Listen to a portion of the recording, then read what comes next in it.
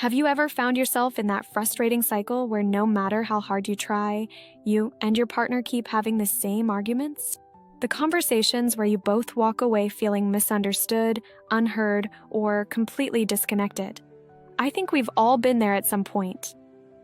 Hello everyone, welcome back to the channel. Today we're diving into something that affects every single relationship in our lives, yet somehow remains one of the most challenging skills to master: effective communication. What's fascinating is that most of us believe we're good communicators, yet the evidence in our relationships often tells a different story. Communication isn't just about talking or even listening, it's about truly connecting. And in my years of studying relationships and working with couples, I've discovered there are layers to communication that rarely get discussed in mainstream conversations. These are the subtle elements that make all the difference between relationships that thrive and those that merely survive. Stay with me until the end, because I'll be sharing some counterintuitive techniques that have transformed even the most communication-challenged relationships. Let's start with something we rarely acknowledge. Communication issues in relationships are rarely about communication itself. They're about safety. When we don't feel emotionally safe with our partner, we either shut down or go on the attack. This fundamental insight changes everything about how we approach difficult conversations. Think about it. When was the last time you held back from saying something important to your partner? What were you afraid might happen? Maybe you feared rejection, criticism, or that they simply wouldn't care. Creating emotional safety means establishing an environment where both people know their thoughts and feelings will be respected, even during disagreement. The first step in building the safety is practicing what psychologists call self-startups. This means beginning difficult conversations gently rather than with accusations. Compare, "You never help around the house," with "I've been feeling overwhelmed with housework lately and could really use your help." The content is similar, but the emotional impact is worlds apart. The first approach triggers defensiveness, while the second invites collaboration. I remember working like a couple, let's call them Mark and Sarah, who came in convinced they had communication problems.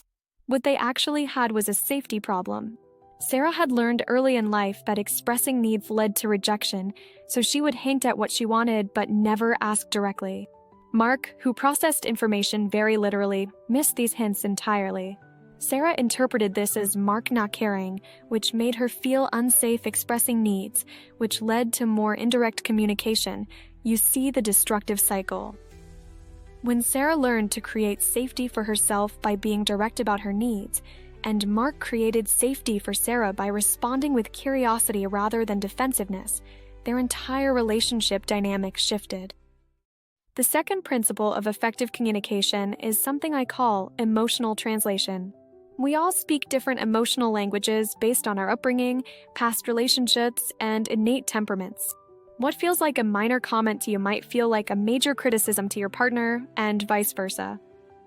Learning to translate means recognizing that your partner's emotional reactions make perfect sense when viewed through their emotional filter, even if they seem excessive or unwarranted to you. Instead of dismissing their feelings with "you're overreacting" or "that's not what I meant," try asking, "Can you help me understand why this feels so important to you?" Now, before I continue with the third key principle, I want to take a moment to talk about why this information matters so much. The quality of our relationships determines so much of our happiness and well-being. That's why I'm committed to bringing you research-backed insights that can make a real difference in your life. If you're finding this valuable, please consider subscribing to the channel and hitting that notification bell. I release new videos exploring the complexities of relationships every week, and I'd love to have you join our growing community of people committed to creating deeper connections. Now, let's move on to what might be the most overlooked aspect of communication: the power of silence. We often think of communication as exchanging words, but some of the most profound communication happens in the spaces between words. Learning to be comfortable with silence, to pause, reflect, and truly process what your partner is saying before responding, can transform your conversations. Most of us listen with the intent to reply rather than to understand. We're formulating our response while our partner is still speaking, which means we're missing crucial emotional and factual content. Practicing intentional silence means giving yourself permission to pause for 5 to 10 seconds after your partner finishes speaking before you respond. This simple practice accomplishes two things. It shows your partner you're truly considering their words, and it gives your brain time to move beyond reactive responses to more thoughtful ones. I once worked with a man who would immediately jump in with solutions whenever his wife expressed a problem or concern. He thought he was being helpful, but she felt dismissed and unheard. When he learned to sit in silence after she spoke, something remarkable happened. He realized she often didn't want solutions. She wanted empathy and understanding. Their conversations became deeper and more connecting, not because of what was said, but because of what wasn't said immediately. The fourth element of extraordinary communication is what I call emotional ownership. This means recognizing that your feelings are your responsibility, not your partner's.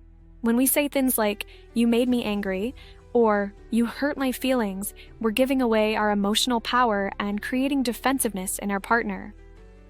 Instead, try using "I feel" statements that own your emotional response.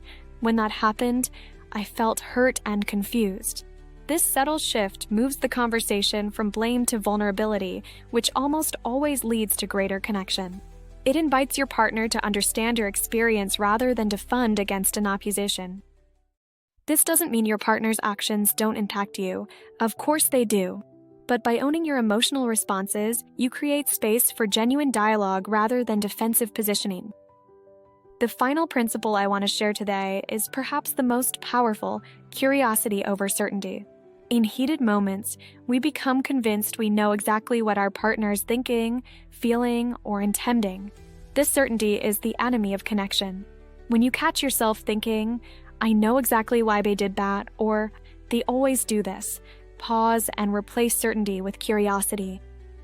What would happen if, instead of assuming you know what your partner means, you became genuinely curious? Questions like, "Can you help me understand what you meant by that?" Or, "I'm curious about what was happening for you when you made that decision," open doors that assumptions slam shut.